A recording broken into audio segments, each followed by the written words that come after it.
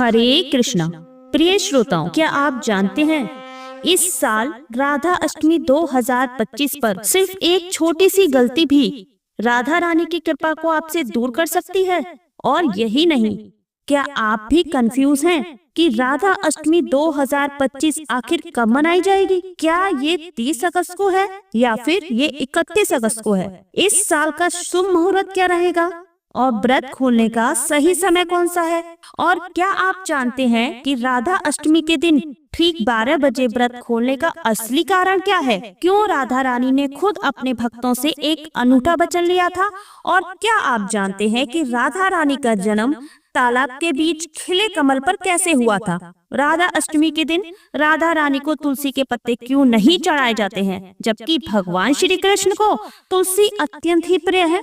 साथ ही आपको क्या यह भी पता है कि राधा रानी को अरबी की सब्जी का भोग लगाने का रहस्य क्या है और वो कौन सा अद्भुत मंत्र है जिसका जाप करने से आपके जीवन की सारी मनोकामनाएं पूर्ण हो जाती हैं?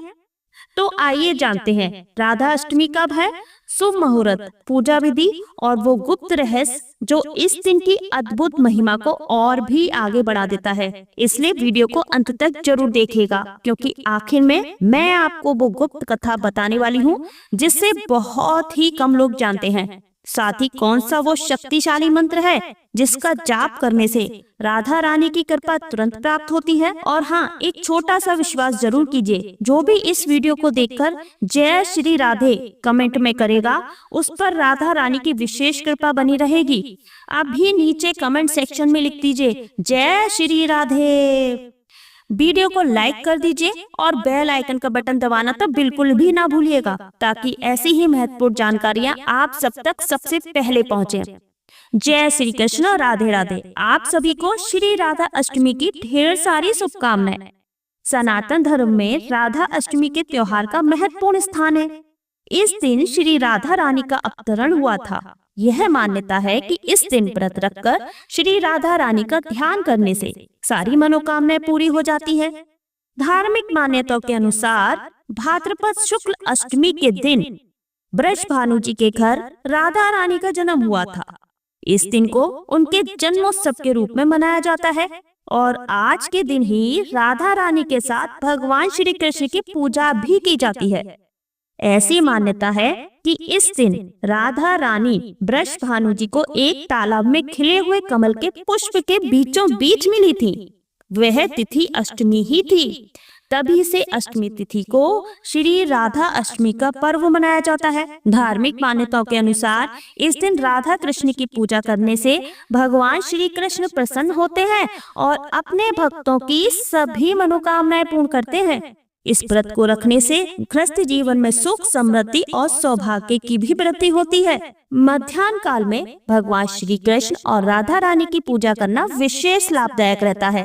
राधा अष्टमी के दिन आप राधा रानी की पूजा करते समय उन्हें अरबी की सब्जी का भोग अवश्य लगाएं, जो कि शुद्ध सात्विक बनी हो, क्योंकि अरबी की सब्जी ऐसा कहा जाता है कि राधा रानी को अत्यंत ही प्रिय है। इस दिन ओम ह्रीं श्रीं राधिका मंत्र का जाप करना चाहिए।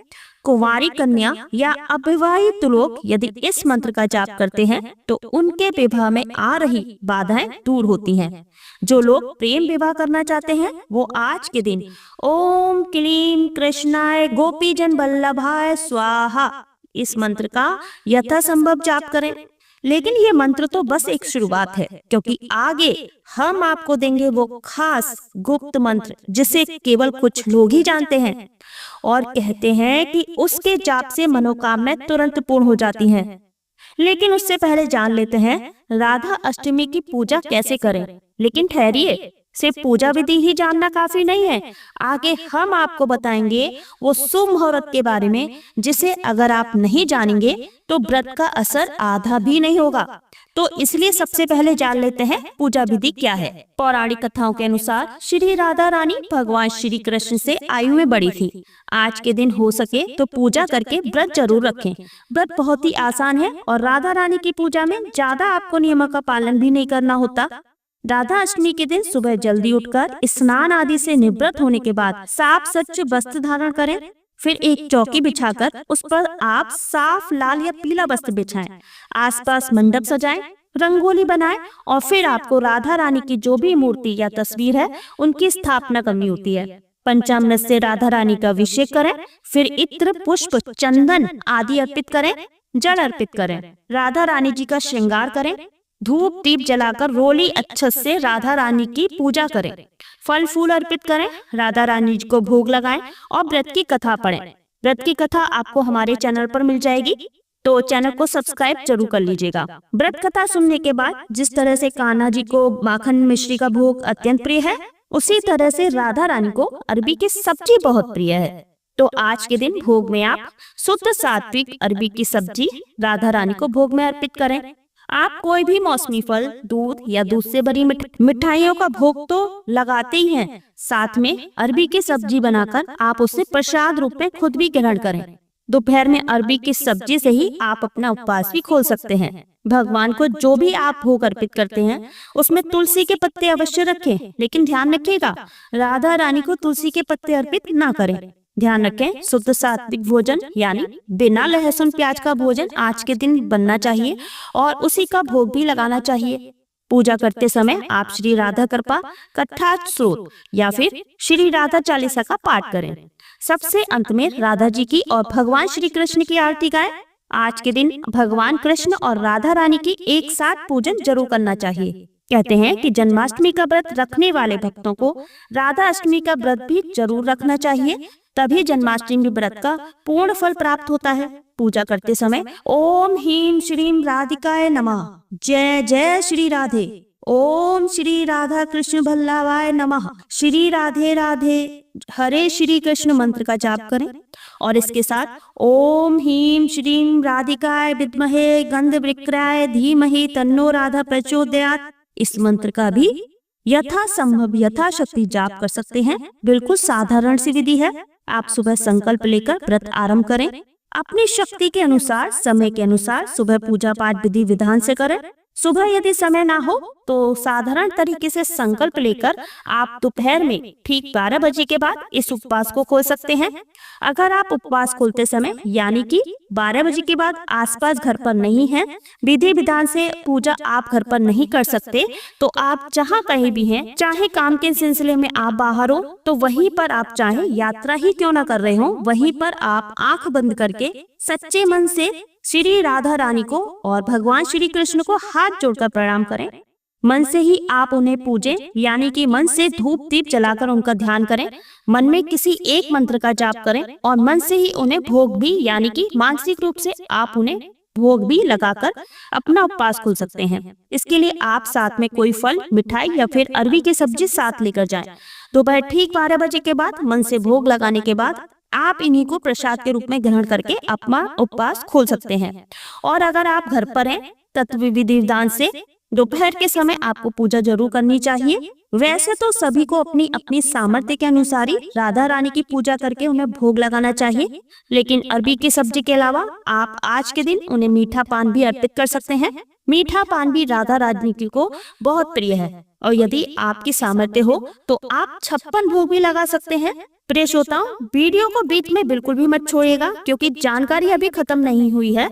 अब आगे जानकारी वो है जो आपको कहीं और नहीं मिलेगी, इसलिए वीडियो को अंत तक देखना बिल्कुल भी ना भूलिएगा, क्योंकि आखिरी रहस्य आपकी भक्ति को पूर्णता देता है। लेकिन उससे पहले कुछ लोग यह भी जानना चाहते हैं कि क्या आज के दिन हम राधा रानी को सिंदूर चढ़ा सकते हैं, चुनरी या श्रृंगार की सामग्री अर्पित कर सकते हैं। तो देखिए, श्री राधा रानी भगवान श्री कृष्ण की प्राण बल्लभा है, उनके हृदय में विराजमान है। लोगों को ऐसा मानना है कि भगवान श्री कृष्ण का श्री राधा रानी से विवाह नहीं हुआ था, लेकिन अगर आप धार्मिक पुराण पढ़ेंगे तो आप स्वयं जानेंगे कि ब्रह्मा जी ने ही भगवान श्री कृष्ण और राधा रानी का विवाह रचाया था। इसलिए राधा रानी भगवान श्री कृष्ण की पत्नी भी है, अर्धांगिनी भी है। और आज के दिन जो भी भक्त राधा रानी को इस रूप में देखते हैं और राधा रानी को सिंदूर भी चढ़ा सकते हैं, उनका 16 श्रृंगार भी कर सकते हैं।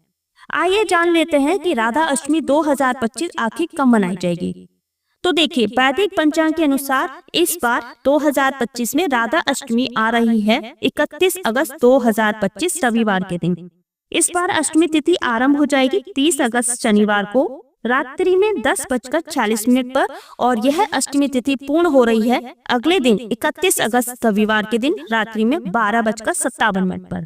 इसलिए उदय तिथि के अनुसार 31 अगस्त रविवार के दिन ही हम पवित्र राधा अष्टमी पर्व मनाएंगे और इसी दिन से ही श्री महालक्ष्मी व्रत भी प्रारंभ हो जाते हैं और इसी दिन को दुर्गा अष्टमी के नाम से भी जाना जाता है, जो लगातार 16 दिन तक रखे जाते हैं। इसकी भी कंप्लीट वीडियो आपको हमारे चैनल पर मिल जाएगी, इसलिए हिंदू रिलीजियस टेल्स चैनल को सब्सक्राइब अवश्य कर लीजिए और हाँ, पास वाले बेल आइकन का बटन दबाना तो बिल्कुल भी ना भूला करें। राधा अष्टमी के दिन राधा रानी का अभिषेक करने के लिए मध्याह्न काल में शुभ मुहूर्त प्राप्त हो रहा है, जो कि है दोपहर 11:05 से लेकर 1:38 के बीच में। और इस प्रकार पूजा के लिए कुल समय अवधि हमें प्राप्त होगी 2 घंटे 33 मिनट की। राधा अष्टमी के दिन प्रातः ब्रह्म मुहूर्त का समय रहेगा सुबह 4:29 से लेकर 5:14 के बीच में और सूर्योदय होगा सुबह 5:59 पर।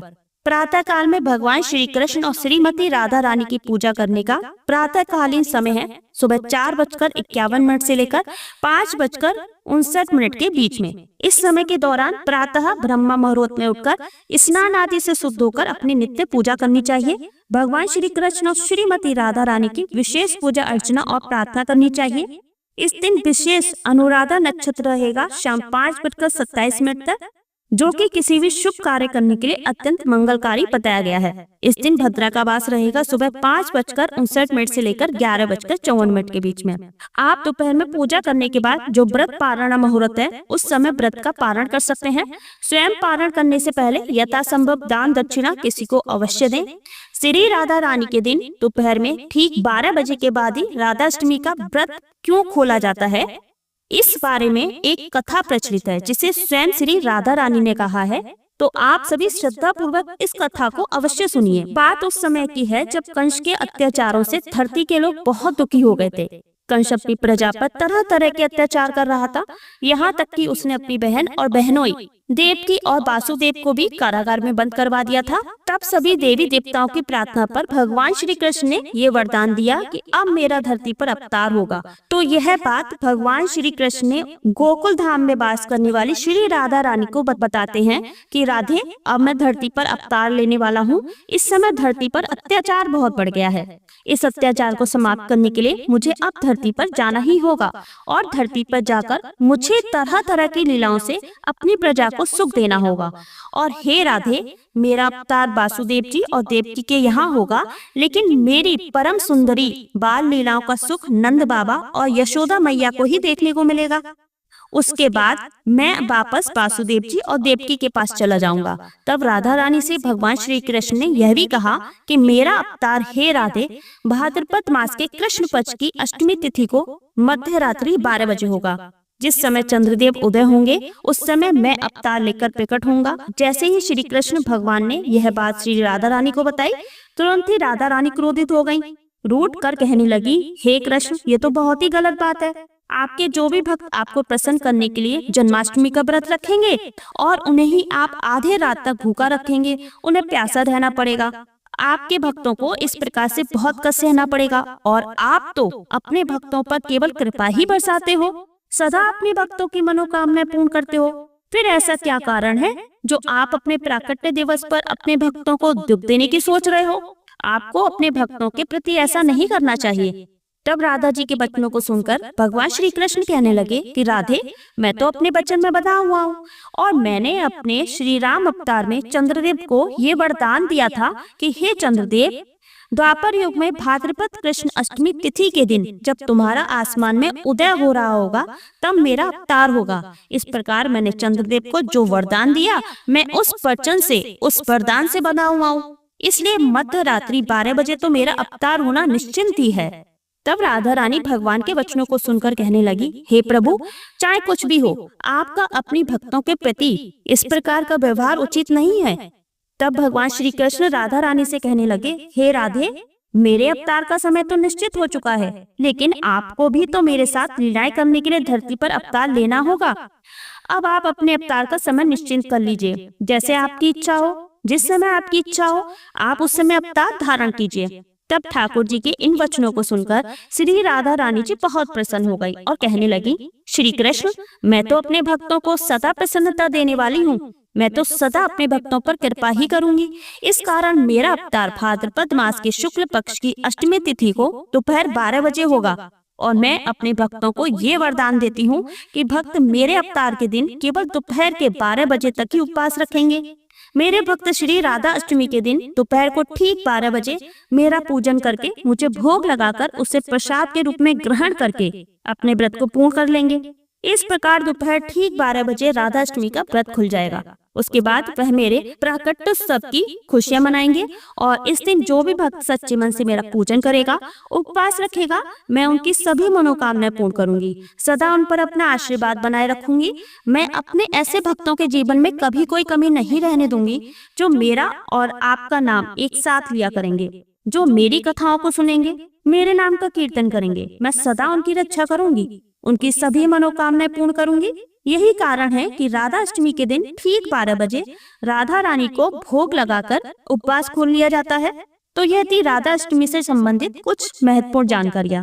एक गुप्त मान्यता है कि जो भी राधा अष्टमी पर राधा रानी के वीडियो को लाइक करने वाले हर व्यक्ति को राधा रानी की 7 दिन में कृपा प्राप्त होती है। राधा अष्टमी पर कहा जाता है जो राधा रानी का नाम फैलाता है उसका भाग्य सोने से ऐसा चमकता है। तो अभी इस वीडियो को लाइक करें, शेयर करें और कमेंट जरूर करें, क्योंकि कहते हैं जो राधा रानी की कथा सुनकर इसे आगे बढ़ाता है उसके घर में सुख समृद्धि और सौभाग्य हमेशा बना रहता है। तो कमेंट में 11 बार जय श्री राधे अवश्य लिखिएगा ताकि राधा रानी की अनंत आशीर्वाद आप पर बरसे और आपके जीवन से सारे दुख दूर हो जाएं। प्रिय श्रोताओं, हमारी अगली वीडियो में राधा अष्टमी की कथा जरूर सुनिएगा जो कि शास्त्रों के अनुसार है। चैनल को लाइक अवश्य कर लीजिए और बेल आइकन का बटन अवश्य ही दबा दीजिएगा। मिलते हैं अपने अगले वीडियो में, तब तक के लिए धन्यवाद। जय श्री कृष्ण, राधे राधे।